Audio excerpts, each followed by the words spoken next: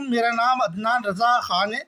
और जनाब, गुज़िश्ता रोज़ फ़जर के नमाज के बाद नॉर्थ नाज़िमाबाद ब्लॉक एम में एक जो है वाक़या पेश आया। और वाक़या ये था कि दो नौजवान, यानी कि कम 18 साल और 20 साल का एक बच्चा, वो जो है अपने दोस्त से मिलने एक फ्लैट में गए।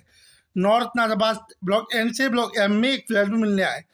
तो सीन ये हुआ कि भाई फ़जर के बाद का वक्त था, और वो बच्चे जब आए तो उन्होंने आवाज़ दी अपने दोस्त को।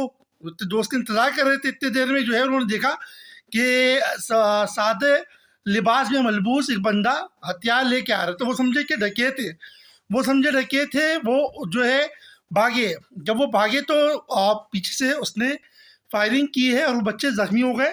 तो पता चला कि वो गार्ड था जिसने फायरिंग की, यानी कि गार्ड समझा कि ये डकैत थे, ये चोरी करने आए थे, और वो बच्चे समझे कि वो गार्ड डकैत था।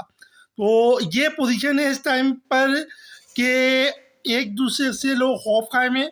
और अगर इसी तरह चलता रहा तो बहुत वर्स्ट कंडीशन हो जाएगी कराची की, क्योंकि हर कोई एक दूसरे से खौफज़दा है। और इस मामले पर जो है वो हमारी सिंध हुकूमत को नोटिस लेने की ज़रूरत है, ताकि जो है रेज़नी की वारदात, स्ट्रीट क्राइम्स वगैरह और इस तरह की जो चीज़ें हो रही हैं उसमें जो है कमी आए। सही है ना? तो इस बात की ज़रूरत थी। मैंने सोचा कि ये वीडियो आपसे शेयर करूं कि कल ये और गुज़िश्ता रोज़ ये हादसा रौनमा हुआ है, और अल्लाह ना करे किसी के साथ ये हो। अल्लाह पाक हम सबको अपने हिफ्ज़-ओ-अमान में रखे। जज़ाकल्लाह। अल्लाह हाफ़िज़।